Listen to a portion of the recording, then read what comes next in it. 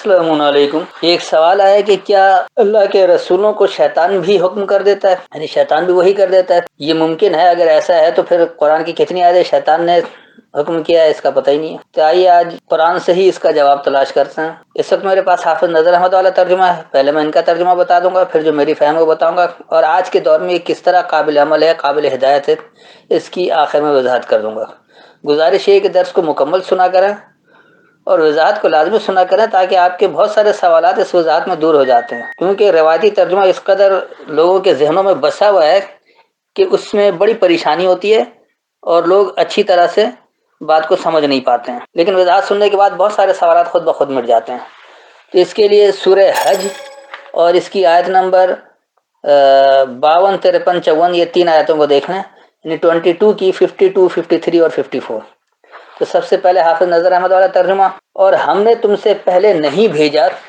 کوئی رسول اور نہ نبی، مگر جب اس نے آرزو کی تو شیطان نے اس کی آرزو میں وسوسہ ڈالا، پر شیطان جو ڈالتا ہے اللہ مٹا دیتا ہے، پھر اللہ اپنی آیات کو مضبوط کر دیتا ہے، اور اللہ جاننے والا حکمت والا ہے، تاکہ اس وسوسہ کو جو شیطان نے ڈالا ان لوگوں کے لیے آزمائش بنا دے جن کے دلوں میں مرض ہے اور ان کے دل سخت ہیں، اور بے شک ظالم البتہ سخت ضد میں ہیں، اور تاکہ جان لیں وہ لوگ جنہیں علم دیا گیا ہے کہ یہ تمہارے رب کی طرف سے حق ہے، تو اس پر ایمان لے آئیں اور اس کے لیے جھک جائیں ان کے دل، اور بے شک اللہ ان لوگوں کو سیدھے راستے کی طرف ہدایت دینے والا ہے جو ایمان لائے۔ یہ ہے وہ روایتی ترجمہ جس سے پہلے سوال تو یہی پیدا ہوتا ہے کہ کیا رسول یا نبی جو ہے وہ شیطان کی آرزوؤں پر آ جاتا ہے،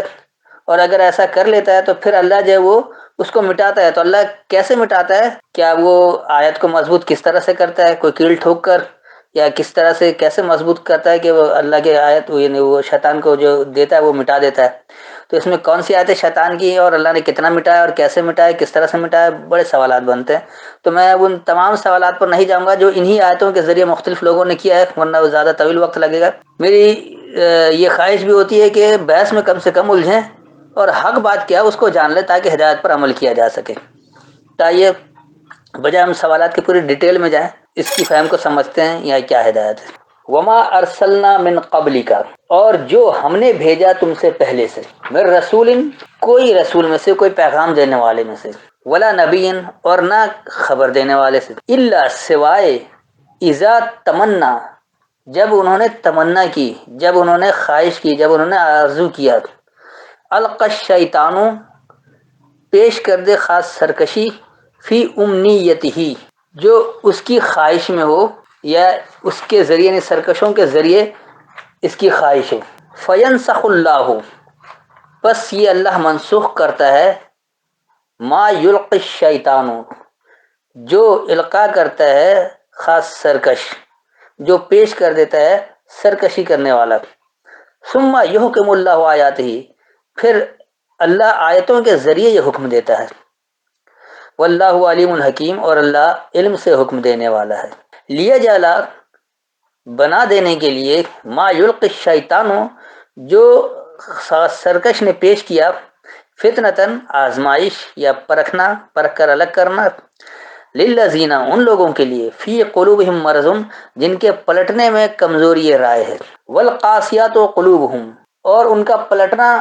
بڑا سخت ہے، ان کا پلٹنا ایک خاص سختی میں ہے، وَإِنَّ الظَّالِمِينَ، اور بے شک ظلم کرنے والے، لفی، ضرور میں، شقاق بعید، دور الگ ہونے میں، دور پھٹ جانے میں، شق سے شقاق یعنی پھٹ جانا، الگ ہو جانا، اور بعید دور کے لیے، تو دور کی الگ ہونے میں۔ وَلِيَعْلَمَ الَّذِينَ، اور یہ جاننے کے لیے ان لوگوں کو، اوتوا العلم، جنہیں العلم دیا گیا ہے، جنہیں خاص علم دیا گیا ہے، انہ الحق من ربک، یہ کہ یہ الحق ہے، یہ خاص سچائی ہے تمہارے رب سے، فیؤمن بہ،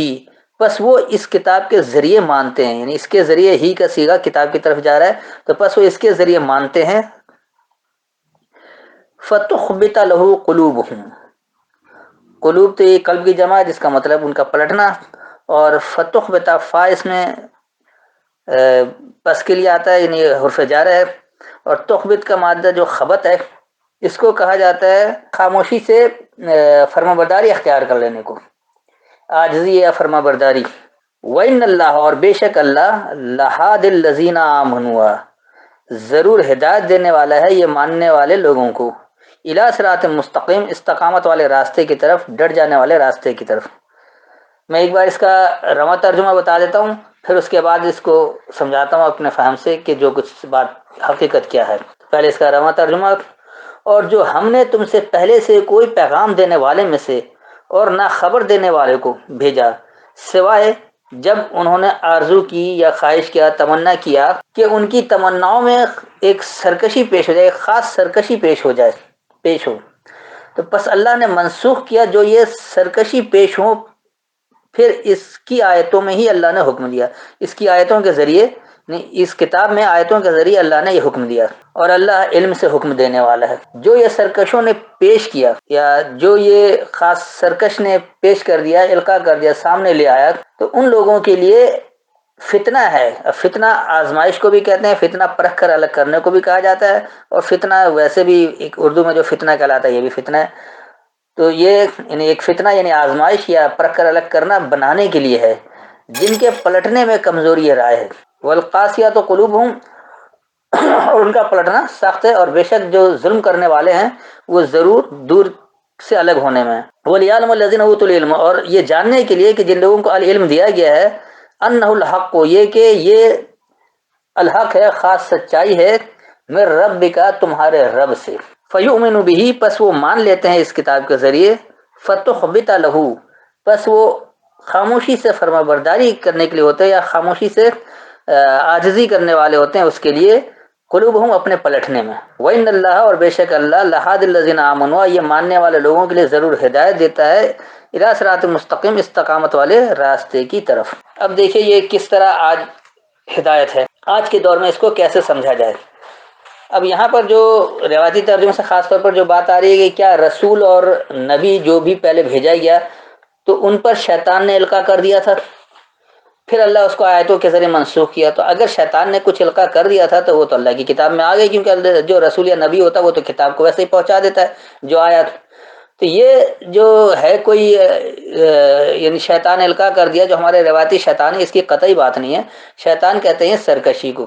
تو جب آپ سرکشی خود اختیار کرتے ہیں تو کوئی بھی جو پیغام دینے والا ہے اور نہ خبر دینے والا ہے، اب یہ یقینی سی بات ہے کہ اللہ نے ان رسول اور نبی کی بات نہیں کی جن پر کتاب نازل ہوئی، یہ تو قیامت تک کے لیے ہدایت ہے۔ تو یہاں ان پیغام دینے والوں کی بات ہو رہی، اس خبر دینے والے کی بات ہو رہی جو قیامت تک اس کتاب کے ذریعے دیتے رہیں گے۔ تو جب ایسا کوئی رسول یا نبی، جیسے آج بہت سارے لوگ دے رہے ہیں، تو یہ بھی رسول ہیں، تو جو بھی اس سے پہلے بھی کوئی پیغام دینے والا آیا یا خبر دینے والا آیا، جو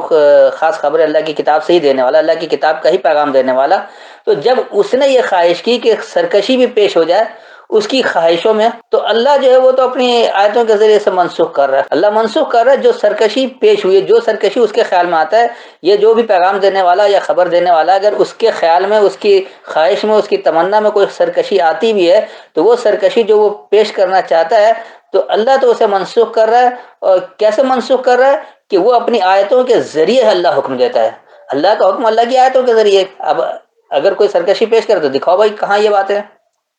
جیسے ہی اللہ کی آیت کو کھولتے ہیں، اللہ کی کتاب کو سمجھتے ہیں، اللہ سے باتیں کرتے ہیں، اللہ کو حکم لیتے ہیں، تو بات واضح ہو جاتی ہے کہ یہ تو کتاب میں موجود ہی نہیں ہے۔ جیسے مثال کے طور پر کہتے ہیں کہ جی 10% وہ کوئی کہتا ہے 20% دے دیں اور کوئی کہتا ہے 2.5% زکوٰۃ دے دیں، تو 2.5% یا 20% خرچ کرنا کیا یہ اللہ کا حکم ہے؟ تو یہ تو آپ کی سرکشی نے آپ کو پیش کر دیا کہ ایسا کر دو۔ جیسے یہ سرکشی پیش ہوتی ہے تو اللہ اسے اپنی آیتوں کے ذریعے منسوخ کر رہا ہے، اللہ حکم دے رہا ہے اپنی آیتوں کے ذریعے۔ اب اللہ کا حکم کہاں ہے؟ دکھاؤ کس آیت میں کہ 2.5% ہے زکوٰۃ یا 20% زکوٰۃ دینا ہے، تو یہ کسی آیت سے دکھا نہیں سکتے۔ تو اللہ اپنی آیتوں کے ذریعے اسے منسوخ کر رہا ہے، اور آیتیں ویسے ہی ہیں، آیتیں روزانہ پلٹ جھپٹ نہیں ہو رہی، یہ تو قیامت تک کے لیے ہے، اس کے ایک لفظ بھی تبدیلی نہیں ہو سکتی ہے۔ لہٰذا اللہ جو منسوخ کیا ہے وہ اپنی کتاب میں اپنی آیتوں کے ذریعے کر رکھا ہے۔ اب کوئی نئے سرے سے کوئی آ کر نہیں کر رہا، یا کوئی اس میں کوئی تبدیلی نہیں ہو رہی کہ یہ آیت منسوخ ہو گئی اور یہ آیت ہے۔ کوئی آیت، قرآن کی کوئی آیت منسوخ نہیں ہے۔ قرآن کی آیتوں کے ذریعے وہ باتیں منسوخ ہیں جو اپنی تمناؤں، اپنی آرزوؤں کے ذریعے ایک سرکشی پیش کر دیتا ہے کوئی بھی پیغام دینے والا یا خبر دینے والا۔ اور ایسا کیوں کہ اللہ جو ہے وہ علم سے حکم دینے والا ہے، اللہ کا حکم جو ہے وہ بڑا علم والا ہے۔ تو اللہ نے جو احکامات دیے وہ ایسا علم والا ہے کہ اس پر آدمی مسلسل غور و فکر کر لے اور ہر طرف سے وہ مطمئن ہو جائے پھر مان لے۔ اللہ اپنی آیتوں کو ماننے کے لیے ایسے نہیں کہتا کہ اندھے بہرے ہو کر مان لو، غور و فکر کرو، تدبر کرو، سوچو سمجھو، جب مطمئن ہو جاؤ پھر مان لو۔ تو اللہ کا جو ہے حکم ہے وہ سب علم والا ہے۔ اور یہ ایسا کس لیے ہو رہا ہے کہ یہ جو کچھ سرکشی پیش ہوتی ہے یہ کیا بنانے کے لیے ہوتا ہے کہ ان لوگوں کے لیے جن کے پلٹنے میں کمزوری رائے ہے، وہ لوگ جو پلٹنا نہیں چاہتے، جیسے مثال کے طور پر آج قرآن سمجھ رہے ہیں، اب ہم نے کہا کہ جی قرآن میں تو نماز پڑھنا نہیں ہے، قرآن میں 2.5% زکوٰۃ دینا نہیں ہے، قرآن میں اس طرح حج کرنا نہیں ہے جو روایتی طور پر مخصوص ہے، قرآن میں ایسا روزہ نہیں ہے جو آپ نے 1 مہینے کا مخصوص روزہ بنا دیا بھوکا پیاسا رہنا۔ جب یہ بتاتے ہیں تو وہ کیونکہ آج جو پیغام دے رہا ہے، جو خبر دے رہا ہے، جیسے آج کے روایتی ملا یا جو یہ مرویجہ اسلام ہے جو چلا آ رہا ہے کابرین سے، اور بقول بعض لوگوں کے 1400 سال سے چلا آ رہا ہے، حالانکہ انہوں نے 1400 سال تو کبھی دیکھا ہی نہیں ہے، یہ تو سنتے چلے آ رہے ہیں کسی کا لکھا ہوا ہے، اور وہ ایسا ہے ہی نہیں، یہ سب تو پہلے تبدیل شدہ ہے۔ زیادہ سے زیادہ 200 سال کا مشاہدہ ہوگا، 1400 سال سے کس نے مشاہدہ کیا؟ لیکن کہتے ہیں کہ 1400 سال سے چلا آ رہا ہے۔ تو یہ جو انہوں نے سرکشی اپنی پیش کر دی ہے، یہ اسی سے پرکھ کر الگ کیا جاتا ہے ان لوگوں کو جن کے پلٹنے میں کمزوری رہا ہے۔ جو لوگ اللہ کے احکامات کے پابند ہو جاتے ہیں، جو پلٹنے میں مضبوط ہوتے ہیں کہ اللہ کی بات ہے بس ہم فوراً پلٹ جائیں گے، تو وہ کبھی بھی ایسی سرکشی والی باتوں میں، ایسے سرکشی والے احکامات میں نہیں آتے ہیں۔ یہ تو ایک آزمائش ہو جاتی ہے، انہیں پرکھ کر الگ کرنا ہوتا ہے کہ اللہ کا حکم ہے یا نہیں ہے، اللہ کی کتاب سے اس کی تصدیق کرنی ہوتی ہے، اللہ کے کلمات کے ذریعے اس کی تصدیق کرنی ہوتی ہے، غیر اللہ کے کلام کے ملاوٹ کے بغیر۔ اور جب ایسا کرتے ہیں تو وہ اپنے پلٹنے میں بڑے سخت ہوتے ہیں، اور جو بے شک ایسے ظلم کرنے والے لوگ ہیں وہی دور الگ ہونے میں دور پھٹ جاتے ہیں، دور تک الگ ہو گئے، دور تک دین اسلام سے ان کا کوئی واسطہ نہیں ہے، وہ بالکل اس سے شک ہو گئے، پھٹ گئے ہیں، الگ ہو گئے ہیں، منتشر ہو گئے ہیں۔ ابھی ایسا ہوتا ہے کیا ہے کہ جنہیں العلم دیا ہے، العلم اللہ اپنی کتاب کا علم کوئی کہتا ہے، تو جو اللہ کی کتاب کا علم جنہیں دیا گیا ہے تو وہ لوگ ان کے یہ جاننے کے لیے کہ یہ کہ جو رب نے دیا ہے وہی الحق ہے، وہی خاص سچائی، یعنی رب کی بات کیا ہے رب کی کتاب میں موجود ہے، رب کی کتاب میں رب کے کلمات کے ذریعے دیکھ لے کہ حق بات کیا ہے،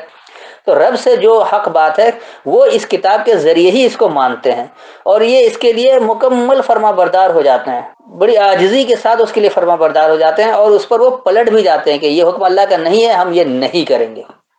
یہ مروجہ 5 وقت کی نماز قرآن سے نہیں ملتا ہے، اللہ کے آیتوں سے اس کی تصدیق نہیں ہوتی ہے، اللہ نے اپنی آیتوں کے ذریعے سے منسوخ کر رکھا ہے، تو وہ پھر اس طرف نہیں آتے ہیں، وہ پلٹ جاتے ہیں کہ نہیں، جو اللہ نے صلاۃ کہا ہم اس صلاۃ پر ہی قائم رہیں گے۔ اور جب اس طرح پلٹتے ہیں تو ہوتا ہے کیا، اللہ کہہ رہے کہ بے شک اللہ ضرور ماننے والے لوگوں کو استقامت والے راستے کی طرف ہدایت دیتا ہے۔ جب اللہ کی ہدایت آپ لیں گے، اللہ سے ہدایت لیں گے، اللہ کی کتاب کے ذریعے، اللہ کے کلمات کے ذریعے، اللہ کے احکامات کے ذریعے، تو آپ کو قرآن ہی کھولنا پڑے گا، قرآن میں ہی اللہ کی بات ہے، قرآن میں ہی اللہ کی ہدایت موجود ہے، اور جب اس سے ہدایت لیں گے تو ضرور یہ ہدایت کون دے رہا ہے؟ اللہ دے رہا ہے۔ اس لیے کہہ رہے کہ بے شک اللہ ضرور ماننے والے لوگوں کو استقامت والے راستے کی طرف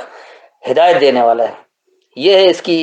پوری وضاحت۔ تو ایسا ہے ہی نہیں کہ کوئی رسول اور نبی نے کو کسی شیطان نے وحی کر دیا، القاء کر دیا، یعنی کہ وہ ہمارے یہاں کہتے ہیں القاء بھی وحی کی قسم ہے، تو وہ اس طرح سے کر دیا ہے، اور کیونکہ اس نے اپنی آرزو سے، اپنی خواہش کے ذریعے، اپنی تمناؤں کے ذریعے کر دیا ہے، تو پھر اللہ اسے منسوخ کر رہا ہے۔ ایسا کچھ ہے ہی نہیں، ایسا اگر کہیں نے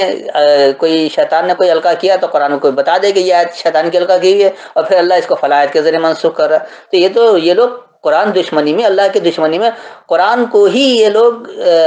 یہ شبہ والا بنا دیتے ہیں۔ اللہ کہہ رہا ہے کہ اس میں کوئی ریب نہیں ہے، کوئی نفسیاتی الجھن نہیں ہے، اور یہ اس میں اتنی الجھن پیدا کر دیتے کہ جی یہ تو اتنا سادہ ہے ہی نہیں، اسے تو بغیر الجھاؤ کے سمجھ ہی نہیں سکتے۔